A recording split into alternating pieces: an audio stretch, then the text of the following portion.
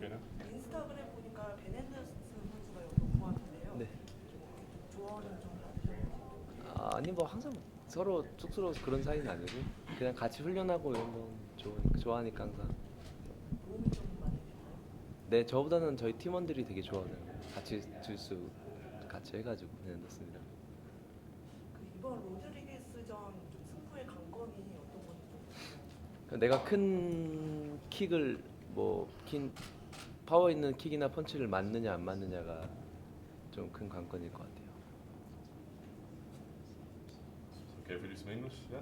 You don't mind, Coach? Come on, kind of come close. Oh, yeah, perfect. Close Thank in. you very much. I guess I would ask first, I mean, weight has never been an issue, but it's been a long time since he's fought. Can we get an update on his weight and where he is right now? 뭐 감량한 거에는 항상 문제가 없었지만 지금 현재 상황에 대해서 감량. 원래는 이번에는 조금 다른 식으로 감량을 할 것 같다고. 지금까지 감량 시작한 상태도 아니고 어제 밤부터 먹는 걸 조절했고 오늘 약 한 2파운드 정도를 한 번에 뺄 예상이라고. 12파운드. He's gonna take. I'm gonna take a different turn on weight cutting this time.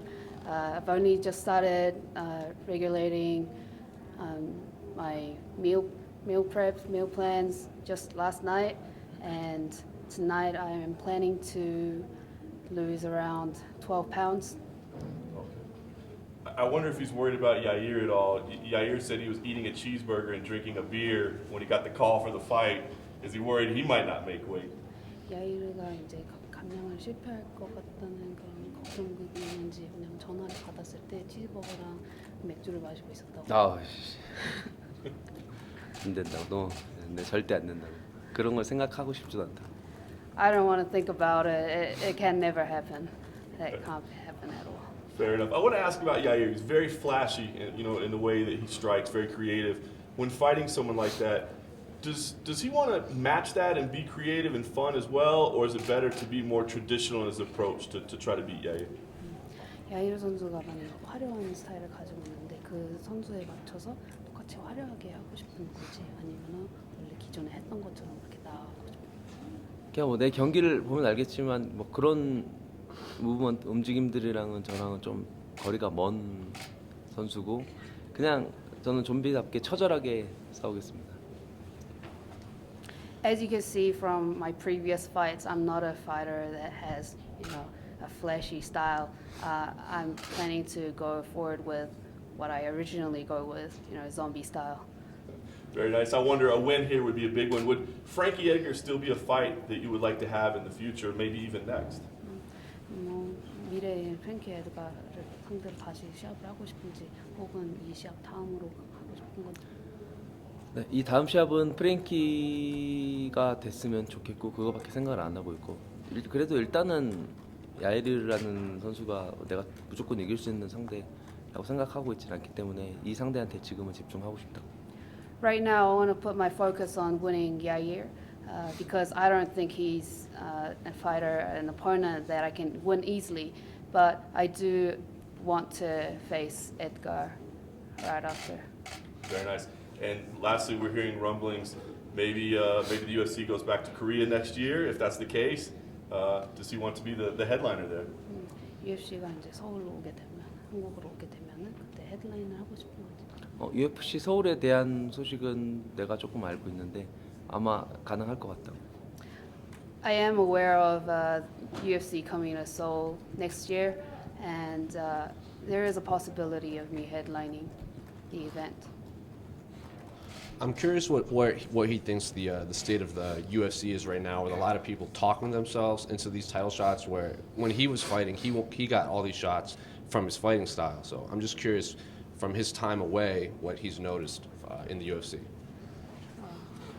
In terms of like fighters talking themselves into big fights rather than fighting. 이제 뭐 메인 이벤트에 특히 서는 선수들의 관점 이제 뭐 말을 좀 험하게 하고 하잖아요. 그런 거에 대해서 어떻게 생각을 하는지 지금 이게 UFC 선수로서 공백 기간 동안에 그걸 지켜보면서 어떻게 느꼈나요? 그게 굉장히 중요하다고 생각하고 뭐 다행히 그렇게 하는 사람들이 실제로 티켓을 많이 팔고 뭐 페이퍼뷰를 많이 팔고 그런 거는 아주 중요한 거라고 생각하는데 나랑은 안 맞는 것 같습니다. he feels there is a need for all the talking to go in terms of ticket sales, because those fighters, having those fighters there, actually sell more tickets, but it's not what I like to do.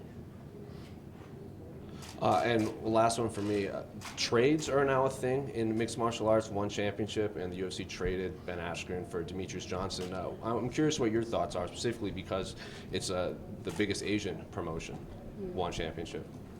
원 챔피언십이랑 UFC랑 이제 선수 교체를 하는 건데 그거에 대해서 어떻게 생각을 하는지.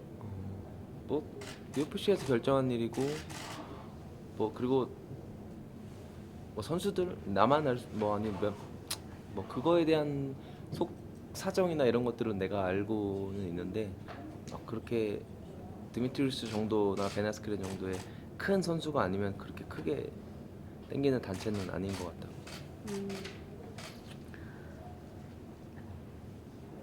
Just hold on a second. 어렵지. 뭐라고? 그러니까 그렇게 큰 빅네임이 아니면 사실 그런 큰 단체는 별로 다른 선수들이 가고 싶어할 만한 단체는 아닌 것 같다고. 근데 그 선수들이 그렇게 하는 건 당연히 돈이 걸려 있으니까 이해합니다. Yeah. He understands that fighters have been swapped because there have been a tremendous amount of money involved. But I personally think that one championship isn't a place that I'll go to for as in terms of swapping stuff. Is there anyone he would want the UFC to trade for, that he would want to fight? Is there anyone he would want the UFC to go get? UFC가 원 챔피언십에서 데리고 왔으면 하는 선수가 있는지. 챔피언십에서 아니 특별히 없었나? No. Yair is coming off of a long layoff. You've had experience coming off of a long layoff with military service. What do you think is the secret to coming off of a long layoff and having success after a long time off? 긴 공백 야이르도 그렇고 긴 공백 기간 후에 오게 된 건데 그거에 대한 승리의 비결. 그냥 뭐 약간 신인 선수들은 긴 공백을 가지면 되게 힘들다고 나는 생각을 하는데 사실 UFC에 오는 정도의 선수들이면 긴 공백은 사실 크게 의미는 없는 것 같다고. 왜냐면 계속 이거에 대한 생각만 하고 있고 언제든지 복귀하는 날만 꿈꾸고 있기 때문에 오히려 더 강해질 수도 있다고 생각한다.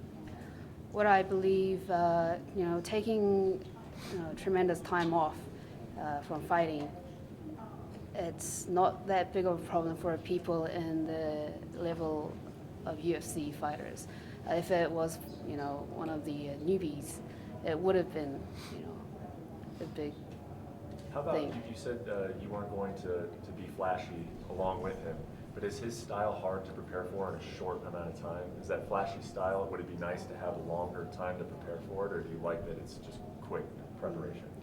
화려한 스타일을 안 따라간다고 했었는데 그 짧은 시간 동안 화려한 스타일을 대해서 준비하는 거가 적당히 했는지 아니면 좀 더 많은 시간이 가졌으면 좋겠었는지. 개인적으로는 조금 더 시간을 가졌으면 했는데 그래도 주어진 시간이 이거밖에 없으니까 이 안에서 최선을 다했습니다. Personally, I would have preferred having a longer time to prepare for, but I was only given this amount of time, so I've tried my best. 정찬호 선수 UFC에서 보너스만 5번 받은 걸로 알고 있는데요. 세로니나 로드리게스도 보너스 사냥꾼으로 알고 있거든요. 이번에 보너스 좀 욕심을 내고 그러니까 5번 다 내가 보너스를 타야겠다라고 생각한 적이 한 번도 없어서 오히려 그거를 생각하면은 못 받을 것 같아요.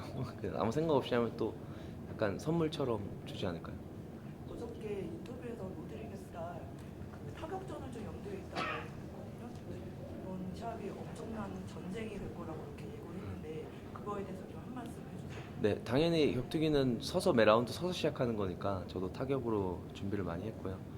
진짜 재밌는 경기가 될 것 같아요. 화이트 팬츠가 빨간색에서 흰색으로 바뀌었잖아요. 네. 의미가 있나요? 아니 전혀 의미 없습니다. 그냥 기분이 흰색으로 흘렀습니다. 그 어제 페리가 자기가 시청률 더 높을 거라고 도발했는데 뭐 그럴 것 같아요. 저 그래서 사실 예드가가 나갔을 때도 저는 사실 메인 이벤트면은 그런 거에 이 대회 자체에 책임을 져야 된다고 생각을 하는데 내 카드가 막 혹시라도 빠지게 되더라도 마이크 페리 세로니가 있으니까 크게 걱정이 안 되더라고요. On Instagram, I saw you in a shirt from the MMA lab. Were you training with them at all? MMA 랩 티셔츠 입은 걸 인스타그램에서 봤는데 MMA 랩에 손님 했었는지. 네, MMA 랩 선수도 한 명 왔는데 거기 이제 같이 워크아웃 룸에서 같이 운동하고 뭐 항상 벤 샌더슨이나 MMA 랩 팀 뭐 사람들은 저를 좀 잘 가르쳐주고 서로 뭐 형제처럼 지내고 있어요. So the fighters from MMA Lab, we have this relationship, this brotherly relationship where we help each other out. We have one person from MMA Lab and trained last night at the workout room, the training room. Is that a partnership like just for this weekend, or is it like extended? 이번 주만 그런 거 건지 아니면 뭐 always 항상. 네. yeah, it's been going on for quite a while now. Thank you. I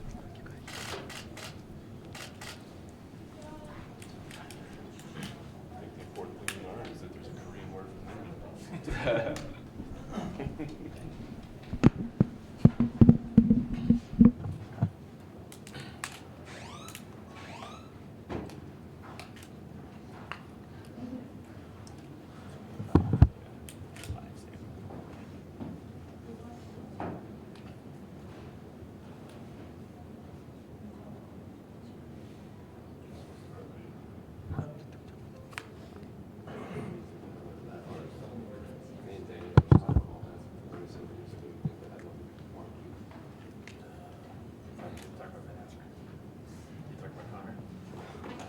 He said he wouldn't want to go to one. He's like, I would have never interested.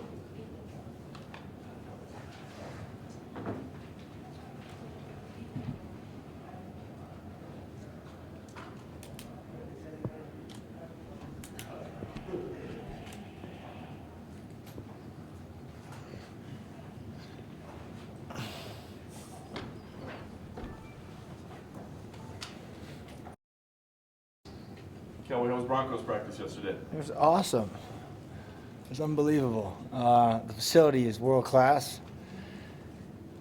It's cool to see giant teams put that much money and energy into their athletes, right? It was cool. Right as the guys came off the field, they went right into PT, whether it was ice baths, the float tanks, working on them, whatever injuries they had. It was really cool to see, you know. It'd be cool if we had something like that. I mean, we do, of course, but it's hard for everyone to get just to Las Vegas, right? It'd be cool if they had, I guess, more. It'd be awesome. Seeing both, I mean, does the Performance Institute kind of live up at least a little bit to what NFL teams are doing? It seems like they're trying to do that. I mean, it's just so hard because they can't coach individuals like they do.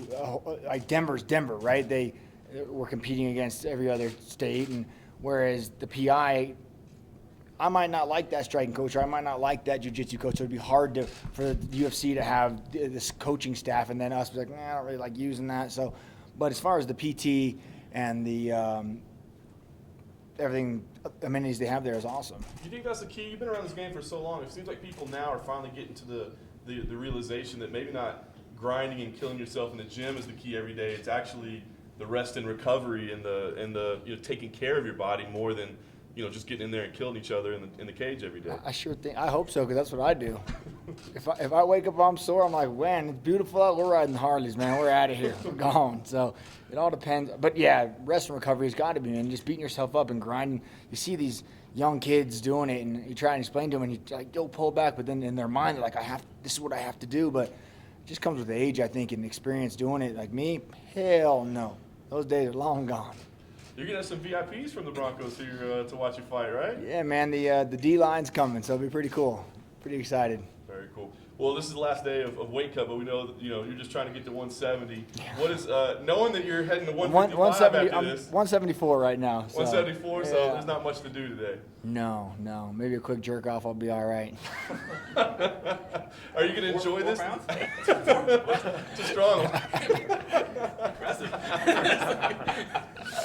I mean, are you going to enjoy this knowing that, you're planning on going to 155 afterwards? I say that. I've been saying the last 3 fights, but and then the UFC offers me another one. But I'm trying to put my foot down now and say, you know what, I'm going back to 55. It's time. It's time. What if you had to make 155 tomorrow? Like, let's say some crazy opportunity come up and they're like, Cowboy, we need you to cut 19 right now. Could you do that? Man, I'd have to get a couple porno mags and really get to work, wouldn't I? Last thing for me, man. I mean, Perry's a little bit of a wild man. I know you were expecting him to be aggressive.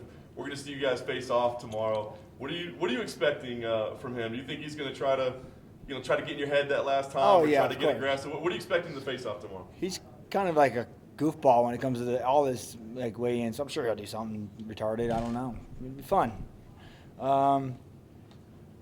Yeah, I'm sure he's got something up his sleeve. It'll be good. You still wear the hat? I mean, that's always a target, right, for people to go after. You're going to put it on? Yeah, keep it but on? well, I don't know because they're not ceremony weigh-ins, right? They're just the morning. So yeah, I'll come in my official Reebok gear, sponsored athlete. Do you think about the records you're on the verge of breaking if you do win? Yeah, of course, man. I think I'm most walks, most wins, most entrances. There's a lot of gonna be most head kick knockouts. There's a lot of records we set, bonuses to win. A lot of good shit going on. It's fun. Is there one record in particular that stands out most for you? I mean, the winningest UFC fighter is pretty awesome, man. But the most head kick knockouts pretty cool too. Most bonuses, that's pretty cool too. It's a good list. And I hear you're going to be in a movie, Mark Wahlberg. Anything you can tell us about that? No, I can't. It's allegedly. Allegedly. Sure. The UFC uses that word a lot, right? Allegedly. Huh. Reported. Reported. Sources say. Sources say. Clickbait. Cowboy, if you're going to end up going to 155 anyway, and this is a 170 fight, that doesn't mean that it doesn't mean anything. And I'm sure you want to get sent to a new weight class on a win and a good opponent, but because of sort of what happened with the camp and how it kind of forced people to choose sides, do you wish that this fight wouldn't have happened if you're ended up going to go to a new weight class anyway? No, by no means. This fight's happening. It's no. You mean in terms where I could still be at the gym and this never would have happened? Yeah, oh kind of no. brought that situation to a head. Like, had you fought somebody else at 170? Yeah, but it happened. It did, and Winklejohn drew his line in the sand, and now I get to spit on the other side, so it's all right. Fuck him. There's your clickbait, motherfuckers. Fuck you, Winklejohn. Yeah. He will be in the opposite Good. corner. Yeah. Hey, of course he will. Have you tried to mentally prepare yourself in any way for that? No, my fights with Perry has nothing to do with Wink. That's outside drama. It won't even come in play on Saturday. Just right now, you're bringing it out of me. But I'll see him. But he has nothing to do. My opponent's Perry, and that's easy. Like I said, Perry has nothing to do with the drama going on with any of that. But yeah. When you think about like 40 walks in the WEC and the UFC, I mean, can you just kind of give us an idea of like the sense of pride that you have in that? God, it's cool, especially on such a historic night that this is the 25th anniversary. It's cool, man. It means a lot for UFC to put me on this card, and they don't get any easier. Yeah, you think like, man, this is your 40-something walk. Maybe you'd be cruising down. No, I'm still gonna be sweating bullets, faking it till I make it. That's for damn sure. How many of them do you think you can name off the top of your head of those 40? 3 or 4. I mean, yeah. The WC ones I can because that's before all the brain damage happened. But yeah, for sure.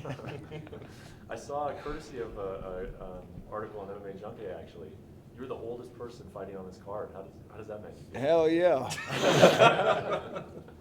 They got that man strength. It's gonna be all right. It's good. Man, it's been a fun journey. I was talking to my team about that last night when we were on our way up to the Lifetime Fitness, and just from the WC and here today, like all this is fun. Like this is the journey, right? Like sitting here talking to you, I enjoy this. I enjoy the weigh-ins. I enjoy being scared and sitting in my room like, oh my God, because one day that's not going to be there. And then what do I have, right? So just like taking it all in and having fun and joking around and messing with the guys in camp, and they go to eat and they sneak off and I see them sneaking off like, you little bastards, I'm hungry too, like all that's so fun to sit back and reflect on, and it's cool. And then when you get a win and a victory and the whole team lights up, man, or you get a defeat and the whole team's like, it's like a big unit, right? It's so cool, man. And And the journey of this life has been fun, man. Like, I couldn't have picked a better career, couldn't have picked a better job. It's fucking awesome. So thank you, UFC, for allowing this. Thank you guys, you clickbait pricks, for fucking being there. You know, it's good. Why do you think, because I saw you told John earlier in the week that you got to get the belt now. You got to get it. And for It's you, time. you've It's been just, asking. no, yeah, it's just my whole career mentality-wise. I'm always like, I just want to fight. That's who I am. I just want to fight. I want to put on a show. But like I said, I can see the end of the tunnel, right? Like, I'm not lying to anybody. I'm the oldest guy on this card, man.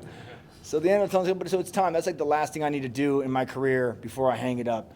And I'm not saying I'll win the belt, and then retire. I'm going to fight until the UFC says, you know, Cowboy, hey, man, for your safety, we can't allow walkers down the terminal. You know, you gotta hang it up, bro. So, but just getting a belt, that's kind of good, you know, last thing I gotta do in my legacy. So, coming down 105, I'm gonna make one hell of a run, and let's go. What about 165 belt? Oh fuck yeah! I mean, that ideal. So 160 for me is like the weight that I would love. 65 would be nice, you know. The last pounds of 55 is brutal, man. I'm like, my corners hate me. I'm like the Exorcist in there yelling at everyone, "Fucking give me water!" No, you can't have water, right? So it's tough. But You've we're been gonna do one it. of the ones I've been bringing up 165 for a while now, and lately it's been in all the headlines, the clickbait headlines, like you say. Like, what do you think of like right now is the time to do it? Fuck yeah, right. They just washed away with 25, right? So yeah. But what would they do with 70? Would they bump it to 75? Is that what would happen? Like, Probably. go That'd be the 55, most 65, logical. 75? Yeah. And then are they going to do a 95? Because if I'm arguing 65, someone's got to argue 95, right? I mean, hell yeah, let's go. Perry, let's fight at 65 this weekend. Right? We'll be the interim champs right now. Let's do it. What is your favorite moment inside the octagon so far? Out of my whole career, probably when I won here in Denver against Melvin Gillard. Just the Pepsi Center went so crazy, man. Just walk. I mean, I remember the weigh-ins you couldn't even hear, and I remember Bruce Buffer is introducing my name, and you couldn't even. It was just muffled and yelling and screaming. The fucking place was going nuts, right? And I almost lost. Like, he hit me, fell against the fence, and then I ended up knocking him out, and the place just went crazy. So it was like a real back and forth fight. So probably the highlight of that was it. Denver, Colorado, Melvin Gillard. Yeah. From the whole 25 years of the UFC, if you could pick one moment, one fight, which one would you choose? Doesn't have to be your fight. Oh, it'd probably be the Stephen Bonner Forrest Griffin fight. Yeah, I mean that I think that's such an iconic fight. I mean that really put this sport on the map. So it's cool to, like I said, talk with Forrest and be in the same room and hang with the guy. Like, man, you were like one of the founding fathers who put this sport on the map. So and that's gonna be me one day. Look at the old guy on the card. The people are gonna come to me like, man, I remember when I used to fight with this dinosaur. And if you could choose like one fight that never happened, that could be your dream fight as a spectator or like as a fighter, which fight do you think? That never happened. Yeah, like a dream fight for you that you would like to watch.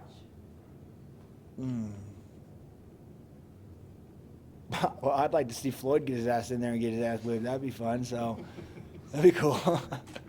You know, why not? Do you think if you would have cared about the belt earlier, that anything would be different? Because it's not like you didn't win fights. It's not like you didn't get to that point anyway, like kind of not wanting it. So do you think it would have changed anything if you No. really wanted it? I don't know. Like, I talk to a lot of these kids, and that's like their goal, right? Like their drive. Like, I just want to fucking be a UFC champion. Maybe if I had that, I would have had a little more push. I don't have any idea, but now I got it. Hooked up the trailer. Let's go, right? We'll see. We'll see. And not like I've heard you say this before, and it's like your retirement is not anywhere close. No. It's not something that even gets brought up really. But you kind of joke, you know, that like UFC is going to have to force me out of here. Yeah, absolutely. Really though, what is that going to look like? That's literally going to look like you in Dana's office saying I'm not done, and him telling you you're done, and then telling you that you Yeah. cannot fight. Like, what is that? That's gonna look pretty like? much how it's going to have to go. Yeah, definitely, because I'm going to keep taking fights and wanting to keep fighting. They're going to have to say, man, we can't allow it. We can't. I don't know what it's going to look like. Hopefully, I'm 55 years old, and they're like, man, the pacemaker and the walker, you just can't let you in the ring, man. There's a liability out here. But yeah, this is such a crazy sport. You never. I mean, look at Chuck and Tito. They're coming back doing it again. Anderson's still fighting. I mean, there's a long road up there for me still, and I joke around. Yeah, I am old. I am the old that you got to call spade a spade, right? I'm getting old. I'm there. Would you take kind of post UFC fights like Tito and Chuck are fighting and Golden Boy? Like if Dana says no more UFC. Oh no. Like, people ask me like, "Are you going to train? Are you going to keep it?" When I'm done, when I turn the corner, I'm going to be a big fat cunt, and I'm not looking back. Yeah, there'll be no training, no nothing. It'll be me eating and just fat somewhere. And I make enough money, I'm going to be on a beach somewhere. But that's not going to be true. So I'm going to be a movie star. Do you ever think you see trades in MMA? Do what? Trades? You ever think you see trade? Because Demetrius Johnson was. Oh no, traded. that was cool, right? Yeah, no, Astron, I never. I mean, of course, there has to be someone has to do it all. There has to be other competition up here working trades. I mean, you talk about the Denver Broncos and all that. That's our sport's becoming huge, man. We're becoming the entertainers, and that's what the sport is. We're not just a cockfight, right? So it's good to see getting a little bit more recognized and better as an industry. Anyone you would want the UFC to go after? And you can't talk to me about fights and fighters, man. It's so bad. No. Floyd, right? Floyd, yeah, Floyd. There you go, Floyd. Yeah. What are you wearing today, sir? Oh, this is. What's out of this jacket? And how many chinchillas were killed in the making of this jacket? Is this new? Is this something you just brought out of the closet? No, it's new. We were out riding our mountain bikes in a little town out in New Mexico, like a crazy trail, and we stopped in it. There was a sign that said coffee and soda on the door. So we went in there and bought it to get some drinks. We were thirsty as hell, and this was hanging on the wall. And I was like, I gotta have that. I gotta have that. And they're asking too much. And the guy is like an Indian fella, and he had a big buffalo head on the wall that he made and painted, and had a big hawk feather hanging off it. And I was like, all right, I'll buy that jacket for the price you're asking, but you got to throw the $600 buffalo head in. And he said, deal. I said, all right, let's go. Let's take it. So there you go. So that When leaves you were on mountain bikes, how'd you get that buffalo? Yeah. Oh, I had my truck. 'Cause- yeah, right. Fair enough. Yeah. We weren't out. Actually, we were just Oh, yeah. we were downhill mountain biking. In case yeah. So that's the first question. The second question is, if they're willing to throw in a $600 head, how much was that jacket? It was a tax write-off, if that counts. Is that why you need the belt to get those paychecks? That's right. No, I think it was $1,200. I think it was $1,200. Yeah. I want to know if you were bluffing. If they would have said absolutely not, would you have still bought the jacket? No. That's a good one. I don't know. I had him dead to rights though. So I think I had him on his heels. So I think he was doing it. Yeah. I'm sure it's been sitting there for a long time. Had a little dust on it. Yeah. Cool. Thanks, Cowboy. Hey, thank you guys. Thanks, man.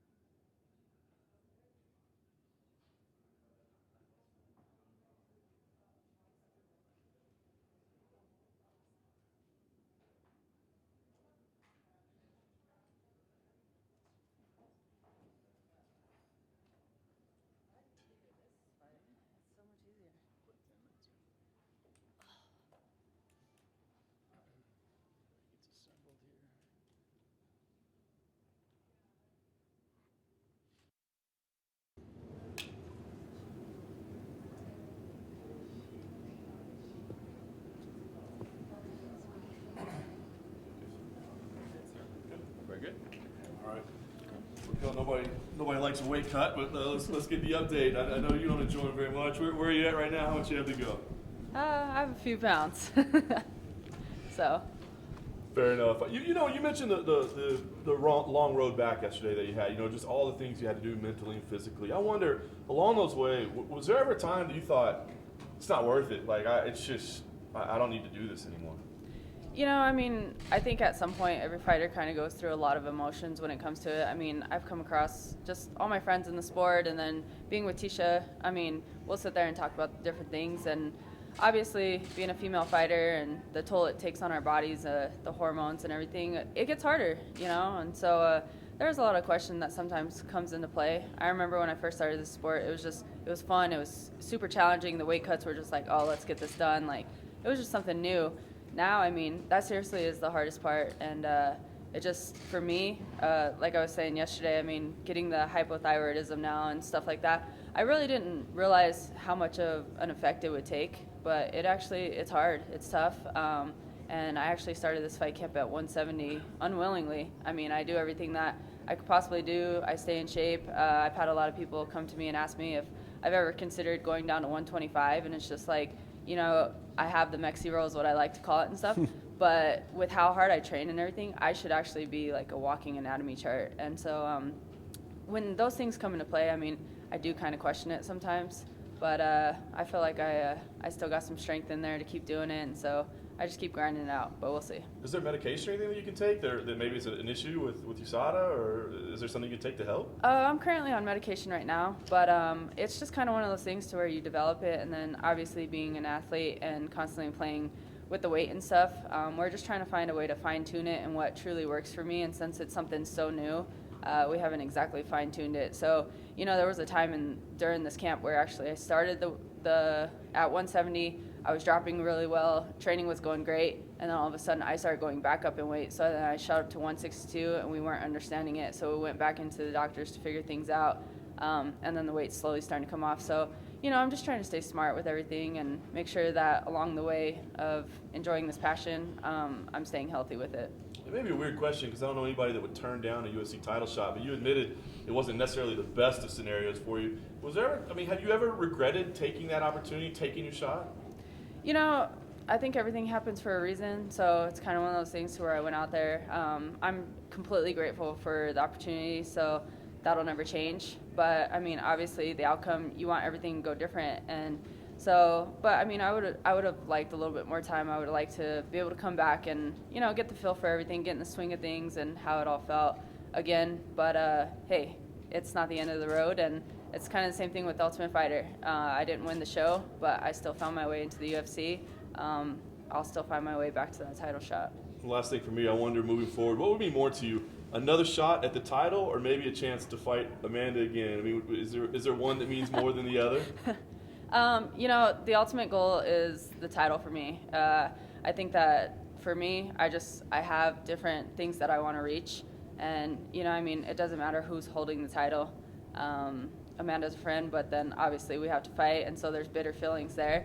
But at the end of the day, she's the one that has the title. If she's the one that has the title when it presents itself again, then of course. But it doesn't matter. It's just the title in general.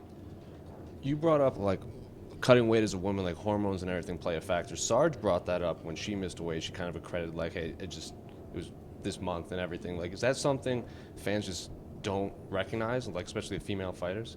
Yeah, you know, it's not an excuse. It's really not. Weight cutting, it's brutal. I mean, being a female, there's different things, and when you're cutting weight, when you're fluctuating your hormones, I mean, we have reproductive organs that it takes an impact on, and it's a lot harder for us when it comes to that. And, you know, I mean, being the female athlete and going through it multiple times, I think this is like my 26th weight cut. It's gotten harder each time, and with the recovery and stuff, I mean, I recover really well, but then afterwards, the way you bounce back and how high your body goes and stuff, or the different things that your body does, it's never the same. So, I mean, it's a real thing, and luckily I have a great team of doctors who are in my corner, and I can reach out to them during off season, kind of figure things out. But I think for me, it was just a big toll when it came to it, because for one, I went from being on this streak, and then I had to take a break, to going into surgeries, which was a huge traumatizing toll for the human body in general. And then right after that, it was like one thing after another, and then hypothyroidism, and then trying to do more weight cuts. Like, it's a lot. So, I mean, it is a real struggle. What do you think of the fight between Amanda and Cyborg? What do you think, Zeno? You know, honestly, I think it's a great fight. I'm really excited to see it. I think Amanda has every opportunity to win that fight. So, What do you think the fight represents to the, female MMA history? You know, I mean, I think it's kind of one of those things to where you have two great female athletes, obviously two champions and two dominant athletes. So just kind of bringing them together and letting them clash and go to town. Obviously there's the weight difference and stuff, but I think it'll just really continue to help women's MMA grow, which is, it doesn't have to be certain weight divisions. I don't really know how to make that make sense, but I think it's a great fight. Do you think, like, if Amanda wins, for example, she decides to stay at 145 division, how do you think that the 135 division would, follow? I don't know. I mean, a lot of talent, especially in 135. I mean, we're all here, and we all still want our opportunity to get to the top and do things. So, of course, there's going to be change. There was change when everything shifted with Ronda from being on top and stuff. But, it's crazy because it's like it's a sport, it's a career, and everything we're doing. But I feel like if Amanda wins this fight, like, she's achieved quite a few things. Like, what's really next for her is kind of the question there for me. So, I don't know. I mean, at some point, when is it that you want to open a new door and see a new journey, or what do you want to kind of do? So, I don't know. A lot of people say that Cyborg would be like the best female of the whole time. Do you agree with that vision? I think that Cyborg's done what she's needed to do. She's tough as nails for sure. But at the end of the day, she's just another human being, and I feel like I feel like she does really well at kind of beating people mentally before they even step into the octagon. So that's one thing that like really gets it, and then she just goes out there and puts on really dominating performances. I think if you have another strong athlete who steps up to her mentally, anybody can be beat, So I think it's just kind of one of those things to where she hasn't been beat really ever. She's she has the chance to be exposed, so. And just last question for me, the female MMA in the UFC is not that. We have 25 years of UFC celebrating, this weekend, but the female MMA era in the UFC is still like young. Which one was your favorite moment from the girls fighting in the UFC so far? Favorite moment. I don't think I can actually just pinpoint an exact favorite moment. I think just overall the big picture of everything, just the women having the opportunity when we were able to step into the Ultimate Fighter, there was a door that opened. And then when Ronda Rousey and Liz Carmouche fought, it was exciting to actually see that opportunity be presented, and then just to see how it keeps growing, and then more talent coming about and divisions actually growing. Like, I think just in general, just the big picture for me is what's exciting. If you could choose like a dream fight for you in the UFC history, one fight that you would like to see that had never happened, which fight would be? I don't know, honestly. I think everybody brings a different challenge to the table. So, I'm down to fight whoever it is and whenever it is. I've never been the type to turn down any fights. So, just, I like challenges, and every girl's different. So. Is that what they would like to watch as a fan? Like a fight that you would like to watch as a fan? As a fan, I'd currently say Amanda and Cyborg. Do you think that's a fight to determine the best female fighter ever? Yeah, why not? Rocky, this may be a tough question to answer because it's just hard to give any answer that may not sound like an excuse. But given the circumstances of the title shot, like when you look back on it, are you able to think like, yeah, that was me in there? Or like when you look back on like your first UFC title shot, you're like, was I 80% or 70% of who I was? Like how do you like evaluate where you were going into that fight? You know what? I mean, like you said, it's a tough question to answer without any excuses. And at the end of the day, I took the fight. I stepped into that octagon, so I take full responsibility. And I think that every fight is kind of something to where you learn and grow from. And that was definitely a learning and growing experience for me. That fight was a lot to come back from, like I've said. Just coming back from a long layoff, lots of surgeries, coming back into everything emotionally. I had a really different kind of camp. It was a really long camp, but it was really different than what I'm used to. I'm used to being able to grind things out and do things, and they can call me in 3 weeks. I took a fight with Jessica Andrade in 3 weeks, and I was just ready to go because I had the right mentality. I knew my body then, and it was like during that time, I kind of felt like out of tune with myself, if that makes any sense. And then, it was just like I experienced some injuries going throughout that camp, and then going out there, being in a different country. I mean, it was all a cool experience, but then there was a lot of difficulties. And then I got into that accident where I broke my leg. And, I thought that everything was recovered and healed.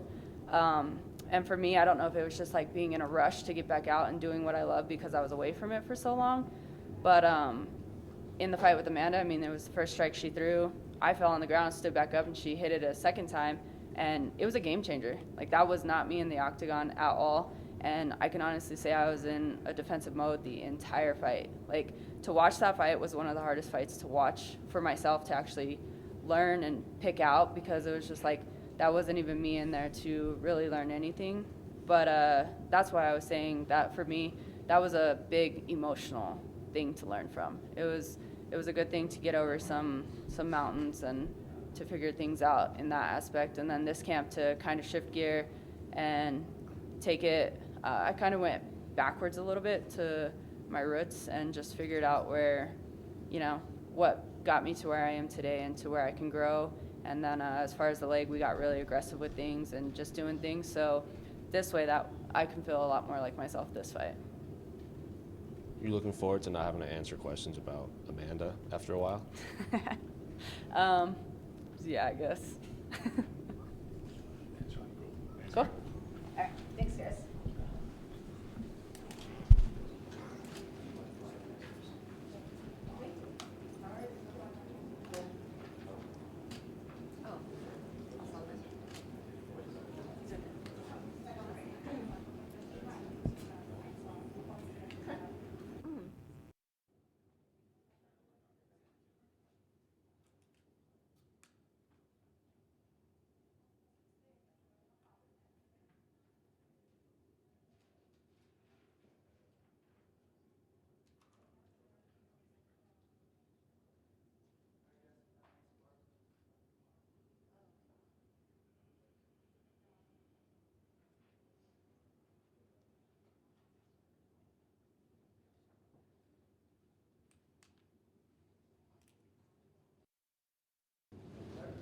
More cameras. It's bigger every time. I know.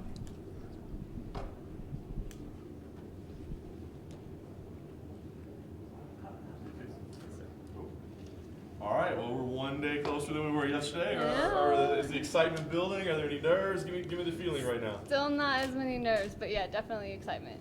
I wonder. I mean, you said yesterday, and I believed you. It seemed honest. There are no nerves. I'm just good. Where does that come from? I mean, is that the kind of person that you've always been? Is this something that you've focused on in your growth as a martial artist? Where does it come from? I'd say the confidence. It's confidence, The nerves, it's hard to be nervous when you're doing everything you possibly can. I mean, they're going to come and go, but overall, if you do everything you possibly can, you're going to be confident. Do the nerves come when you start walking out in the Pepsi Center? And, No, the nerves come when you're like driving down the road with nothing to think about but nerves. But yeah, I don't know. We'll see when I get there. I haven't done it yet. I'm interested because I feel like there's a lot of expectations on you. I mean, you shined last time out, and you haven't shied away from saying who you are, what your goals are, all that. But when you do that, it kind of brings, a little bit more tension, a little bit more, maybe even pressure. I mean, do you feel that at all? That like, you can't just go in there and have a win. You got to go in there and shine. Yeah, but this is what I'm here to do, right? So it's kind of backwards to ask for something and then feel nervous or scared about it. I mean, if you're saying you want to do something, you want to do it, and you just got to push through. the nerves or whatever thoughts you have.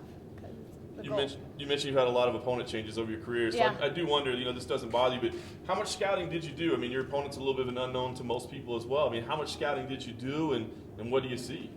Honestly, I left that up to my coach, Mark Montoya. He did all the super intensive research or, I guess, film watching. But yeah, we just focus on me. Last question for me. It's obviously we're celebrating the 25th anniversary. You're 20. Yeah. Do you remember the first UFC fight you saw? I mean, did right away you say I'm doing that? Bring us back. I don't remember the first one we watched. We've always watched a lot of them with my family, but for the most part, I mean, I've seen a lot of fights. I've seen a lot of the UFC fights. We even bought the first UFCs and watched them. But yeah, being on this card is huge. It's an incredible opportunity, and being able to be here at home is incredible. Let me follow up. You said you wanted. I mean, when you saw it for the first time, women's in the UFC wasn't a possibility. So when you saw it, did you say I'm going to do that, or is it just something you did with your family? It was kind of like the transition in the sport. I started in martial arts and I continued my journey through there, and then I started competing, and because of my competitive edge and not just wanting to stop, at competition level and to actually take it to the professional level. It's the competitive edge through martial arts that really got me going, and then being able to see the fights and seeing how far you can get is really what made me push farther. Walking around this hotel, you bump into a lot of fighters that I'm sure you watched on television. Have you had a welcome to the UFC moment yet? Not really. I just belong here. It's all been a really great experience. So yeah, I've run into a lot of fighters, and at first, when you walk in and you meet them as a fan, you're kind of shy, but now it's like, oh hey, we're kind of I'm getting closer to your level. I'm here. And lately, a lot of fighters like Israel Adesanya, like we talked about, maps out his path to the title, but he's doing all the media. He's charismatic. He's keeping his name. I think you said something like you wanted to show with your fights rather than talking.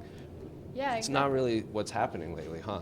Yeah, the more you fight, the less you have to talk. I mean, if you put on a performance that people want to watch, you don't have to tell where you belong. It's going to show. That said, have you thought about your moment with Joe Rogan after the fight? Have you pictured that? Kind of, yeah. There's a few things that have gone on in my head, and it's hard because I don't try to stage things that I say. I prefer to just, even if I do try to stage it, it just comes out the way it comes out. So yeah, I've pictured it a few different ways, but when it happens, when I get my hand raised and then when I get to talk to him, we'll figure out what I say then. Yeah, every fighter says that they just want to focus on what's in front of them. But you've been saying that you want to be you've been talking about a title for a long time. So clearly you are someone who does think ahead. So do you have Absolutely. Do you have the next date in mind? After this, I want to fight on this card. I want to fight this person. Yeah, there's a few cards actually. There's a few cards that I would like to be on. Preferably big card. I'm looking at maybe even March 2nd would be a good one that I would like to be on. But the person I want to fight is Mackenzie Dern, actually. She has a number 15 spot, and I want that spot. I feel like that's a great fight for me.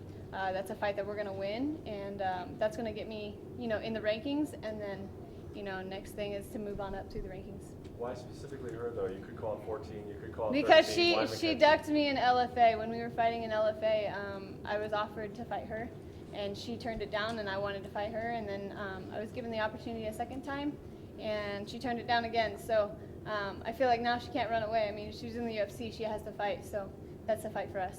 Why do you think she turned it down? Because she's not ready for me. So what have you thought when you've seen her do well in the UFC and you see some of the shine that she's getting, people calling her a really talented prospect? What have you thought of during those moments?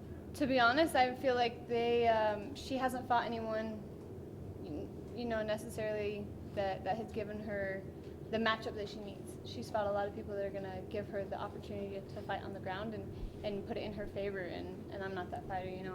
I can fight standing, I can fight on the ground, and yeah, it's a really good matchup for me. Any benefits besides obvious ones of fighting in Colorado? And what kind of crowd are you bringing? Is it just the family, or are you bringing? Here in Colorado, no, I have a ton of people. I have a lot of family up in Fort Collins. I have a lot of people down here in Denver. I have fire department up in Fort Collins that I have a lot of people coming from there. Friends, family, sponsors, local sponsors, all sorts of things like that. I mean, there's a lot of people here in Colorado because I was born and raised here. I've lived here my entire life. So hopefully, I'm expecting to have the whole state on my side. You said you want to fight Mackenzie, but what do you think of when she comes in 9 pounds overweight for her last fight? Essentially a whole weight class above. It's more money for me, right? Sure. Honestly, it doesn't matter. Everyone has a different weight cut. That's her business, not mine. Cool. Thanks, guys. Thank you, guys. Okay.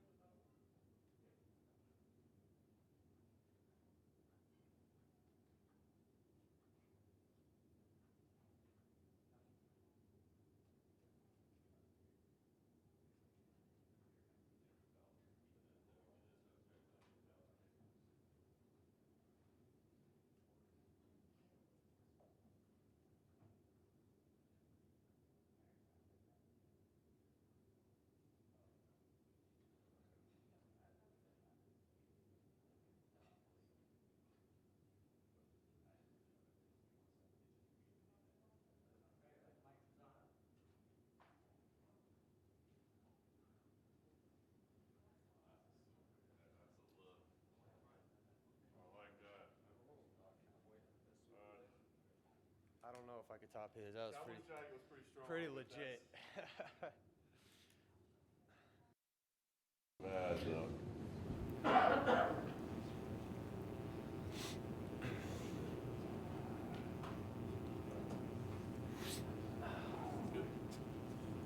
Let's start with the jacket. Where did that get picked up, man? That's a good looking thing. Did that have to get custom made? Did you find that? I got to give a shout out to one of my sponsors, Shinesty, man. They got some of the best suits out there, and it's affordable and patriotic. I mean, it's Veterans Day weekend. I'm fighting on a very important holiday. I think something that a lot of people overlook, and we got to really recognize and take pride in our country, man. I mean, it's because of the veterans that we're able to do what we're doing. The sacrifices they made, they made true sacrifices. We're just being able to reap the benefits of what they've done. So I'm just proud to be where I am, man. No doubt, dig it. All right, let's talk about your feeling, man. I mean, last time out, you were fighting for your spot in the UFC. Now you're in the UFC. Does the feeling different? Is there a different emotion or type of feeling before the fight? No, it's just another fight, man. I'm just excited to be here. I treat every fight like it's a step up, and it always is. It just gets tougher and tougher. So I just got to keep improving myself and training hard and kicking butt. That's it. Yeah. I know you weren't really happy necessarily with the performance last time. And now that you've had some time to reflect on it, I mean, did you take any lessons out of it? Do you look at it any differently? Yeah, I mean, I learned from every single one of my fights. So I always go back, watch my previous fight, see what I can make better, and just overall improve my game. I mean, you can't predict what's going to happen in a fight. People could say, oh, it's going to end this way, it's going to end that way, but it's unpredictable, so you got to be ready for anything. I'm always ready for anything, so I can go anywhere at any time.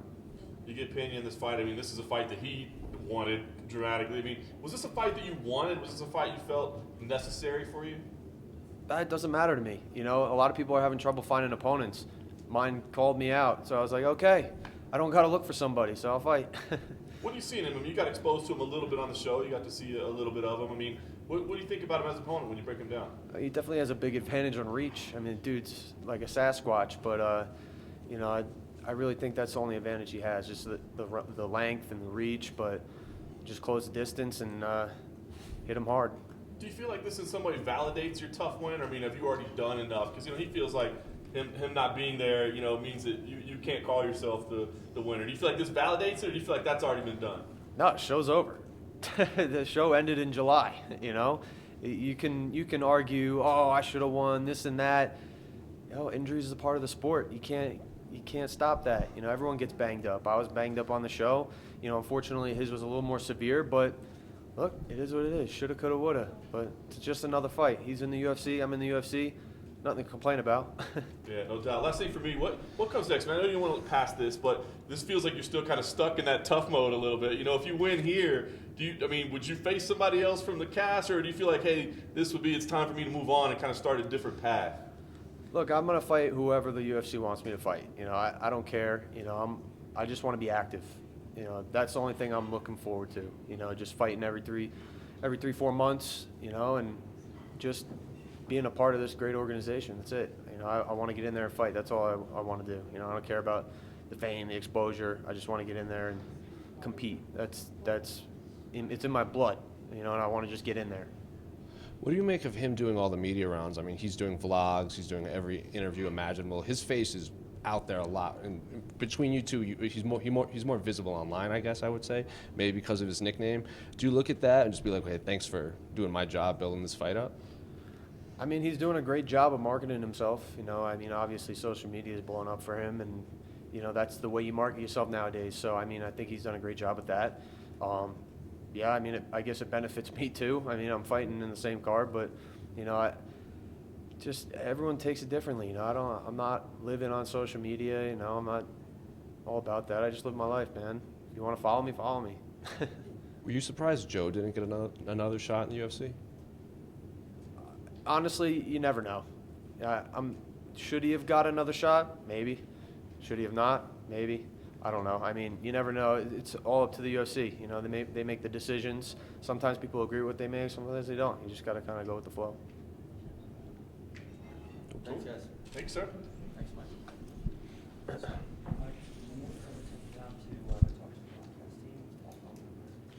Cool. Have a good one, guys.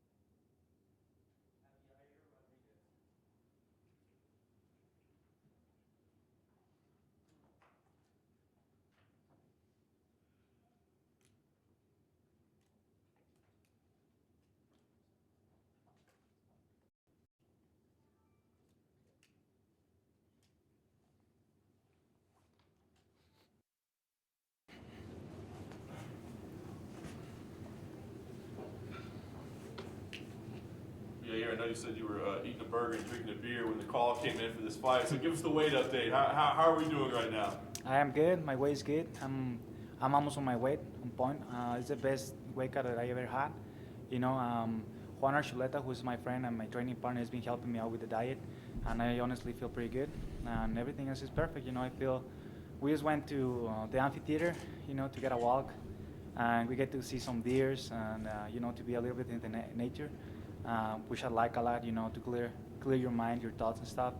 And I feel pretty happy to be here again with you guys after a long layoff of 18 months, but finally I'm here and I'm really excited.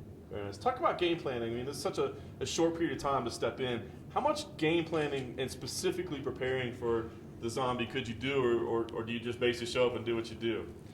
I said this before. I think Cowboy agree with me. We are fighters. We already know how to fight, you know, and sometimes you can have a strategy and it doesn't work the way that you think, and you gotta adjust. You know, you always gotta be able to adjust no matter what. And I always have a strategy before my fights, and at the end of the day, my coaches always tell me, you go and do whatever you want to do. You know, you can picture it 100 times in your mind, and probably that day is not like you picture it. You know, so you gotta be ready for whatever it comes, and I'm ready for whatever it comes.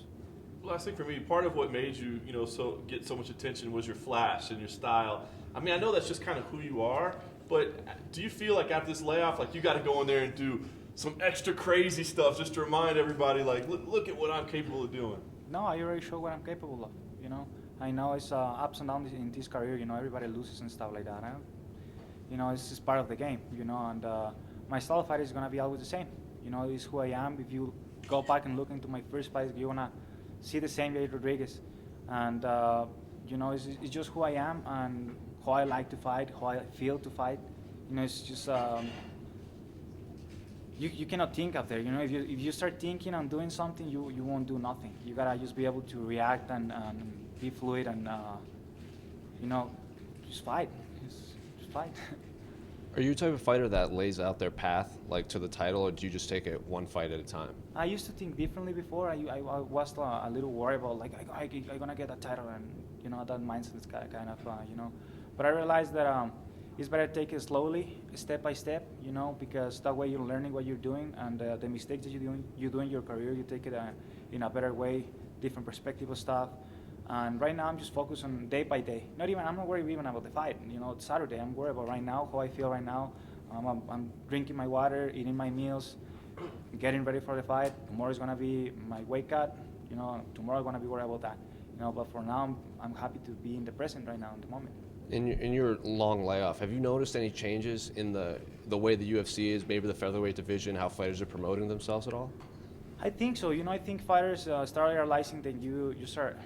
I'm one of the guys who never posts stuff in social media, you know, and I realize that you gotta do it. You gotta go out there and put stuff for the fans, you know, and you gotta do interviews and stuff.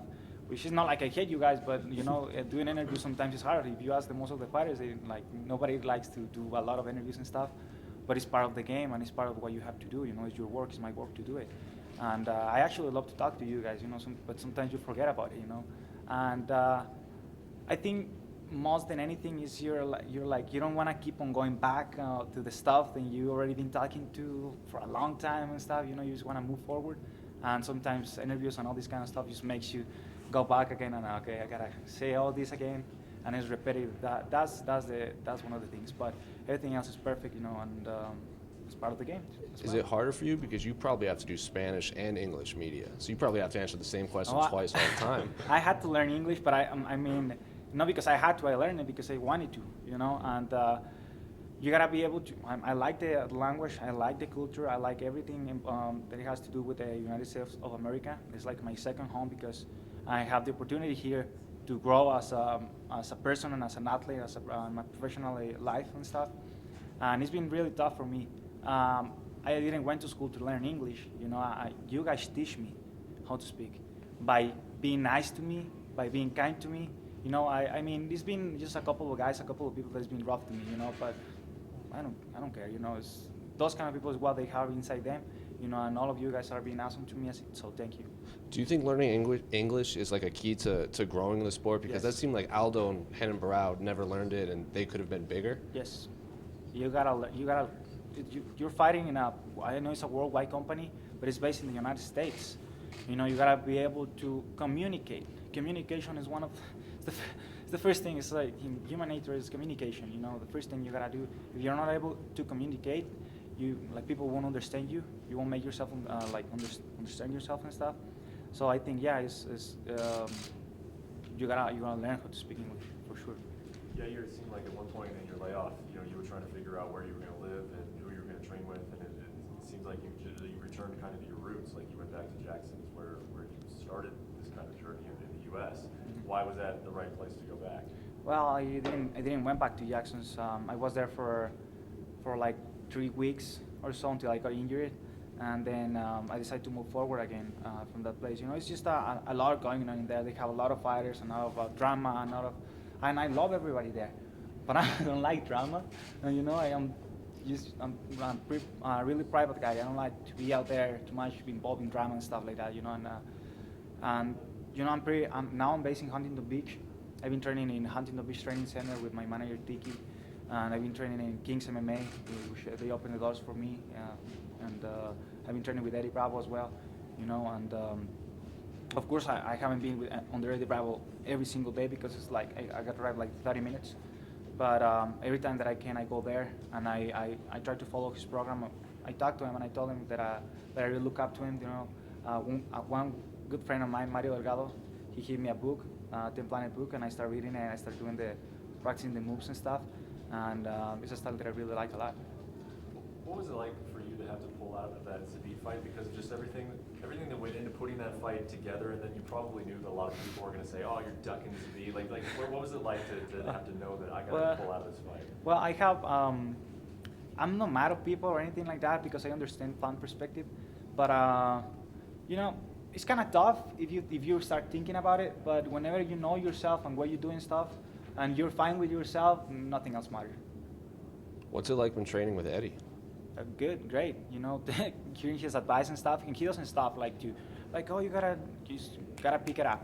So he created the twister, right? Yes. And that was one of Zombie's finishes. Yes, exactly. Yeah. That's why I always say that I wanted to fight Korean Zombie because I follow him from a long time ago.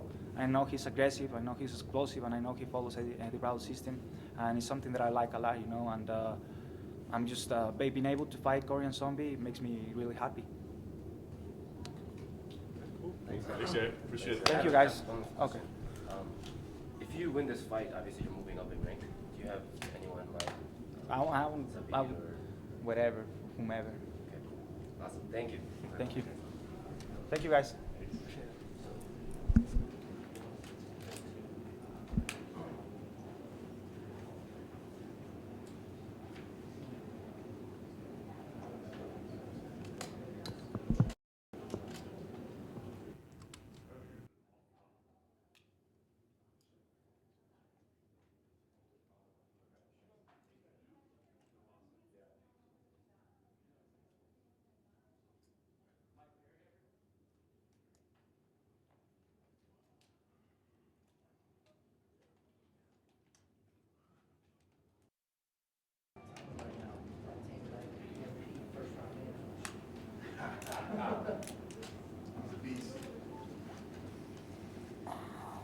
What up?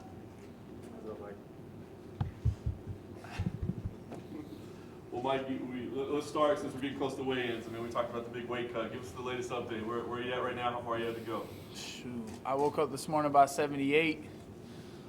Took a big dump because they gave me some laxative something last night. Not laxative, but like some special tea. And then because of the people that I hired, and I was actually thinking it wasn't working. And then it hit me at the worst time. I was doing interviews. I was like, yo, I gotta go. And and then I just took a nap. So it should be no big deal, bro. Hit the bathtub tonight, get like 6 or 7 pounds, probably less. So you think it'll be any harder than any others have been before? No, I never miss weight though, baby. I'm good at this shit. No doubt. Wondering, I know you mentioned you had the one encounter with Cowboy this week. Have you crossed paths anytime since he complimented you on your hair? Have you guys had any more exchanges? No, I seen some videos of him. You know, he been talking low. He ain't been talking too wild since he been out here, but there was a video he did when they came to Albuquerque, and they released that one yesterday, I think. And he was talking cash shit on that, boy. I told him keep that same energy. Saturday night, that's how it's gonna be. I don't know, are we facing off today? I'd love to get close. Not close today, and personal. Not till tomorrow, unfortunately. Tomorrow, okay. I mean, unless you want to do one, we get PR to do it. We'd happily do one. I'm always down. We can fight today, tomorrow, and Saturday. He actually mentioned he'd like to propose that you guys both come in at 165. He want to and propose to me. He would like to request that you come in at 165 and y'all kick off that weight class with an interim title 165. This weekend? Yeah. Well, he can kiss my ass on that shit. I'm going to weigh in at a solid 171. So you said 176 yesterday you were hoping to hit this morning. What's your prediction for tomorrow waking up? Tomorrow I'm going to wake up at 170 or 171. For sure I'm going to be on weight. Tomorrow we're going to weigh in at 9 a.m., baby. I'm going to be here at 8. He seemed to like your ready. impression of him yesterday. He watched that video. Because it was pretty damn good, wasn't it? Yeah. He looked like a damn goofball. Same way I did. Mike, if he wins this fight, he'd be the most winningest fighter in UFC history. I mean, right there, he's tied with GSP and Michael Bisping. Do you look at him in that light? Do you feel like I'm fighting a GSP, Michael Bisping type guy? Absolutely. Absolutely. I'm turned all the way up for this, man. This is the best Cowboy y'all ever gonna see, but it's the best platinum Mike Perry that the world has ever seen, and that's all you're gonna need. I'm gonna take over the show. I'm gonna do what I gotta do, and I'm gonna get that knockout win. I'm gonna get that $50,000 bonus, and the only record he's gonna break is the most walks. That's the only record he's gonna break. You know, it's been no secret sort of what's going on between him and Greg Jackson and Winklejohn, the camp. You know, he said that has nothing to do with Mike. Mike is just there. He's just doing what's best for him. Do you think he believes that, or do you think that he does hold some type of animosity towards you when it comes down to it? No, he wanted this fight too.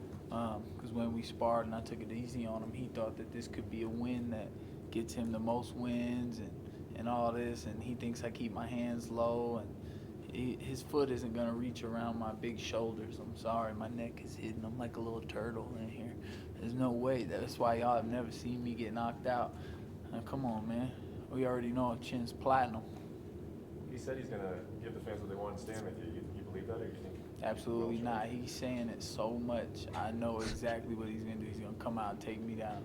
He's like, I'm going to head kick him. I'm going to head kick him. No, you're not. You're going to try to take me down and lay on top of me because you thought you had some success with that. But he must forget the first sparring match we had. I just turned him over and threw him on his back. Is that a Conor McGregor t-shirt you're wearing there? Fuck you, Cowboy. Let's go. Is there any meaning behind that, or you just like the shirt? Fuck Cowboy. That's the meaning behind it. You know what I'm saying? There's no love until Sunday. And I don't think he'll want to be friends after Sunday. I love him though, man. I love Cowboy, man. He's such an iconic figure in this sport, and it really is an opportunity. Platinum versus Cowboy, 25 years of fighting. This is huge, but we got to be 25 years of fighting, right? We got to be mean and angry or aggressive, and we got to talk a little shit. But I mean, you know, real fans already know. Even if we didn't talk shit, like at the press conference in LA, I wasn't saying much. I was letting him be comfortable, but over the next couple of days, he's gonna get a lot more uncomfortable, and I'm gonna get in his face every chance I get. He seems to like you. He said you guys were cool. Like I just said, I like him too, but we gotta fight. So the mental warfare starts as soon as we get close to each other. There's no handshakes till Sunday morning. You and Luis Pena, best friends? I keep seeing you on your vlog. You guys hanging out all the time. That's Violent not Bob my Ross. vlog. He's here for the fight. He's a good guy. Why you gotta be gay with it? We best friends. Are these people your best friends? You're standing pretty close to them. Sure. Your hair's pretty fucking friendly. Motherfucker. Any other fucking questions? Good, Mike. Thanks, Mike. Thanks, guys.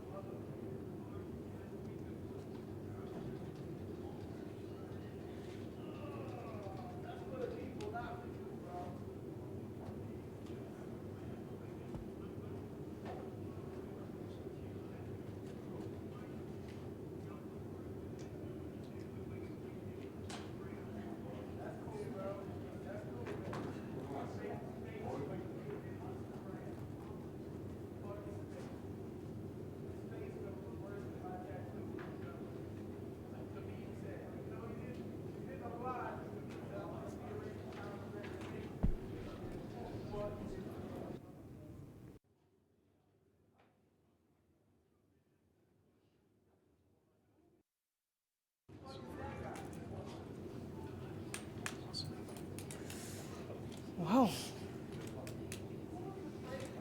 Sterren in spotlight, sterren die stralen. Listen.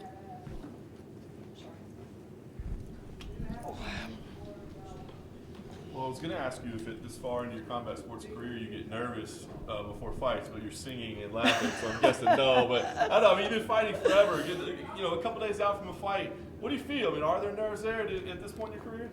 Of course, there are always nerves, but not right now. I'm relaxed. I'm very calm. I have a great team behind me. I feel very relaxed. It's a rodeo. You got to do this all over again. I did this so many times already, and you never get used to it because every fight is a different fight. But yeah, I feel great, and it's a waste of time to get nervous right now and not enjoy the moment. This is a great journey, and you gotta embrace the journey and enjoy the journey instead of letting it pass by nerves and things you can't control. The only thing I can control is how I prepare for the fight. I prepared well for the fight, and now everything is out of my control. I just got to do my job. Talk about physically. I mean, you went up to 145 just briefly, obviously, Yeah, but so coming back down, had you packed on any muscle? Had you done anything that makes getting to 135 tougher? No. I mean, 145 it's about my walking weight. I walk around at 145. I weighed in at that time at 143. So no. Yeah, of course it's a hard cut. I mean, I'm pretty tall for 135, but everybody has a hard cut, no matter what. So you got to do what you got to do, right? I want to ask you as a sportsman or a sportswoman. I mean, Raquel, we know, had a leg injury, and that factored into what happened last time. When you go out there and you're fighting, I imagine your entire game plan doesn't center around attacking her leg, but do you go, let's see if maybe it still hurt a little bit. Maybe that's a little target for us. No. I don't look at it like that. I mean, she knows it's a weak spot. I mean, she knows her leg has been hurt before in the past.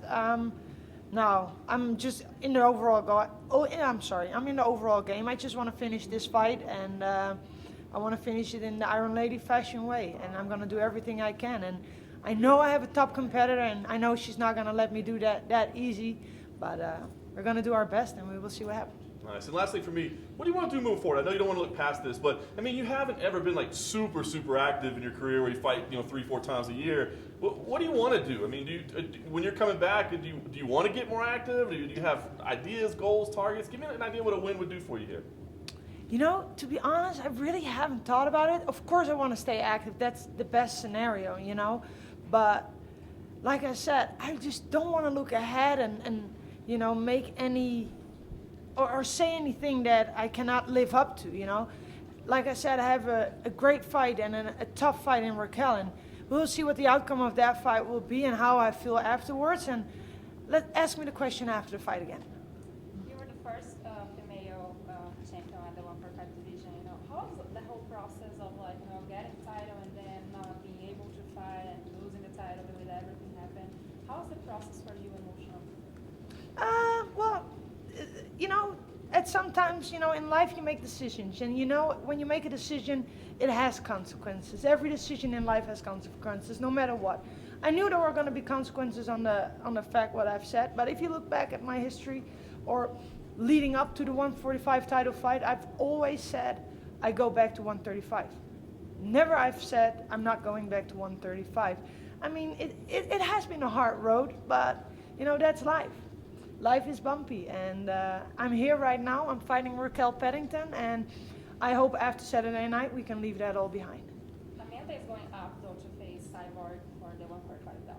How do you see that fight? And do you ever think about man, I could have fought Cifers? Is that something that is still in the back of your mind? No, not at all. I think they're gonna have a great fight, and I'm really looking forward as a fan to that fight. I mean, it's gonna be a tough fight from both sides. I'm really looking forward to it, and you cannot wonder in life, what if? I don't like the what if. I do what I want to do, and I enjoy life to the fullest and not think what if. If I want to do something in life and I really want to go for it, I will go for it. I don't like the what if. So I'm not asking myself what if, because if I want it, I will campaign for it and I will go for it. How do you see that fight in the history of the female MMA though? The first time ever that two champions are facing each other. Can you talk a little bit about that? What do you think of that? What does that represent to the history of the girls MMA? I think if you look back in the history of women's MMA, I think we did a great job so far already. I mean, this is great. 2 top champions, and they're both well-deserved champions. And I think for the fans, this is going to be a great fight. I'm really looking forward for the fight. I don't watch a lot of MMA, but for this fight, I will put my alarm on and wake up. You're welcome. What did you make of Raquel's last fight against Amanda? She thought she was too defensive the entire fight. I think she did a great job. I mean, she had a tough fight, tough opponent. I mean, she showed warrior spirit. And it's easy for an outsider to judge. But inside that octagon, there are different rules. I mean, if you have never set foot in that octagon, you're only a spectator. You have no idea what we go through. You can imagine, but you cannot. You don't know. I mean, I can say you could do this or you could do that, but that's all. I'm sorry that I have to say it like that, but it's all bullshit. I mean, in there, it's you and your opponent. You just got to fight. You got to give it your all. And I think at that point she gave her all. Or maybe she could have done things differently. That's up to her. And she probably will do things differently this time. But, I mean, I respect that fight, and I have a lot of respect for her, and I don't overlook her, and I think she did a great job, no matter the outcome of the fight. Thanks. Thanks, Germaine. You're welcome. That was it?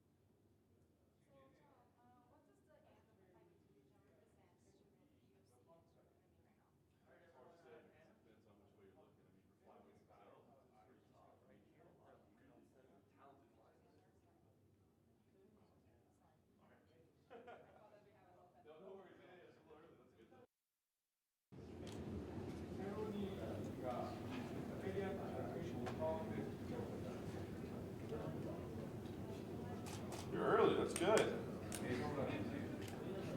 We're running late. I was going to go right into the interview. I was just coming out early. We appreciate it.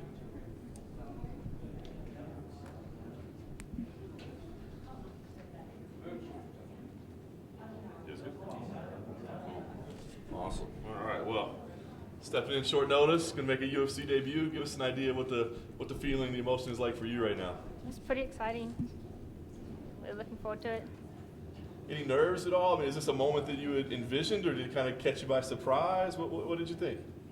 It was kind of surprised to get it on short notice, but still got really excited about it. A little bit nervous, but. What was the process like when the call came? I mean, was it automatic, like, yeah, absolutely, we'll do it, or did you have to find out who the opponent was, think about it? What was the process? Just pretty much automatic. I said yes. Nice. You fought 7 weeks ago? Roughly yesterday. Yeah. What was I mean, obviously it was a quick win for you, or at least first round. I mean, did you take any damage out of there? Any lingering effects, physical? How do you feel after that? I felt good after the fight, so nothing really bugging me or anything. Your opponent kind of has all the hype coming in, but you've got a pretty impressive record as well. Do you feel like maybe people are kind of overlooking you right now, not giving you maybe the attention that you probably deserve? Well, I just have to get to know me, see me when I fight, and go from there. Did you get a chance to scout Maycee at all? I mean, it was obviously a short notice. Did you get a chance to watch tape? What do you think about her as an opponent? I think she's a good fighter. It's gonna be a good fight. Very interesting.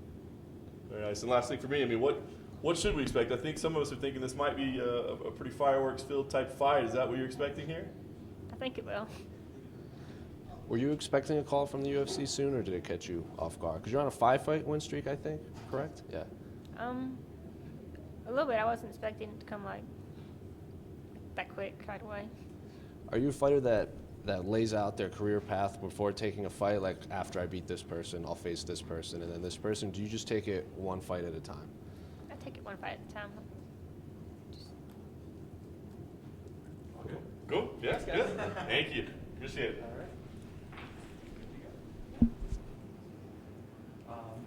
So now Neil Martin is going to let you downstairs.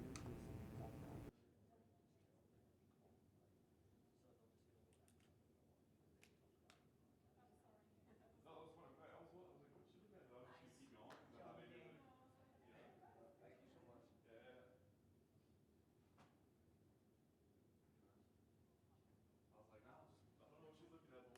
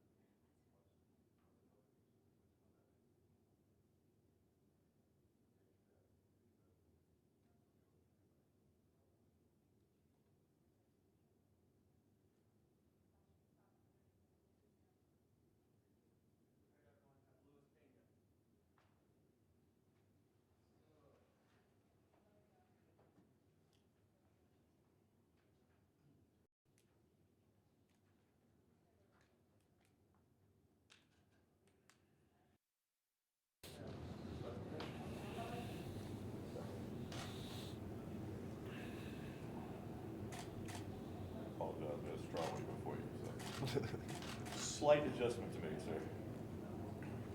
For your first fight, you tried to come out with the we are okay, yeah. I'm trying to remember, make sure it was you.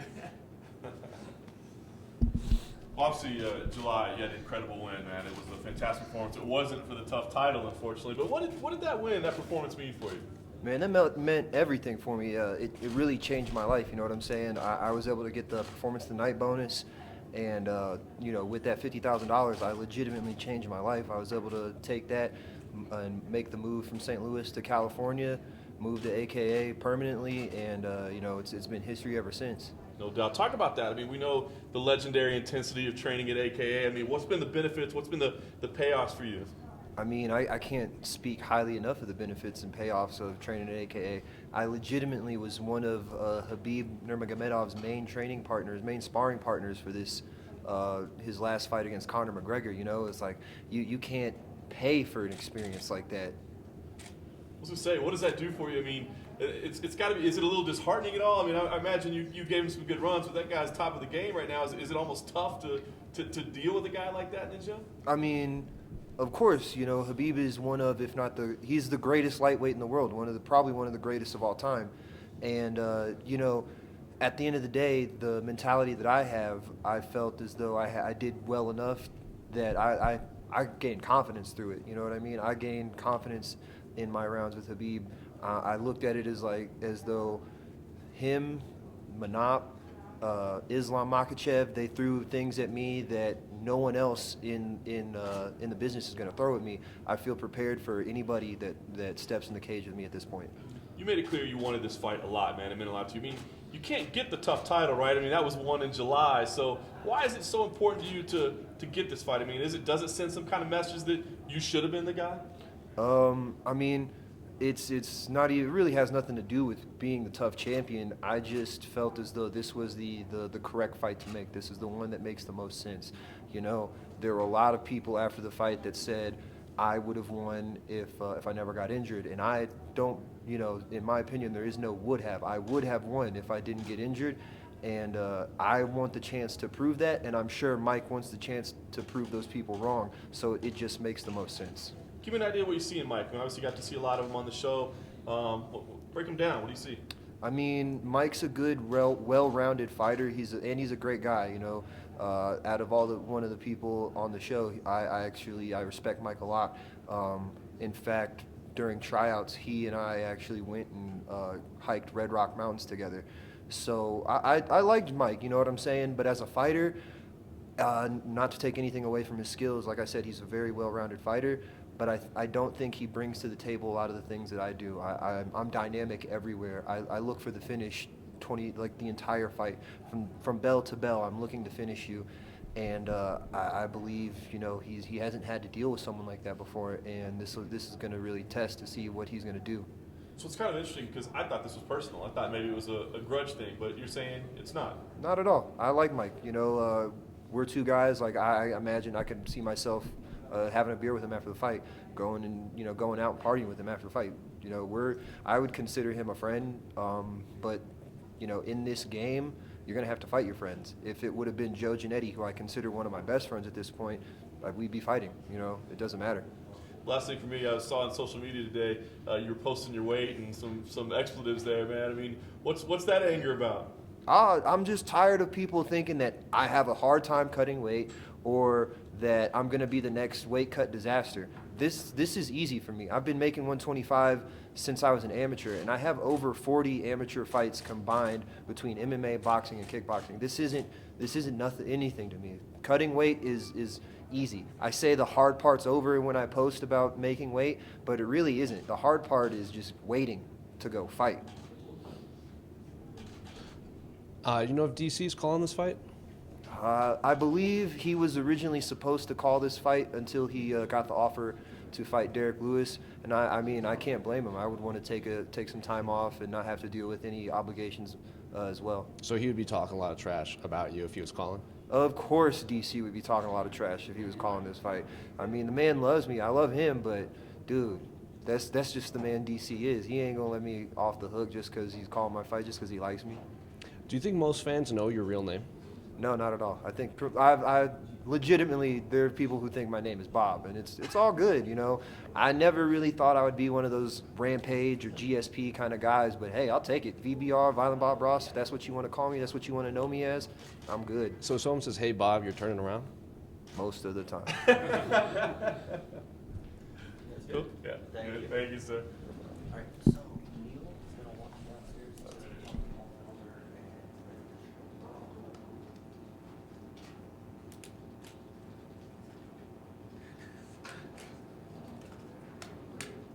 So how do you repeat your word person like that? If you watch that vlog,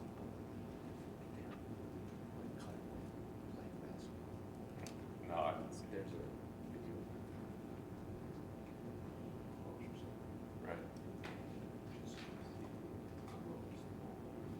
Right.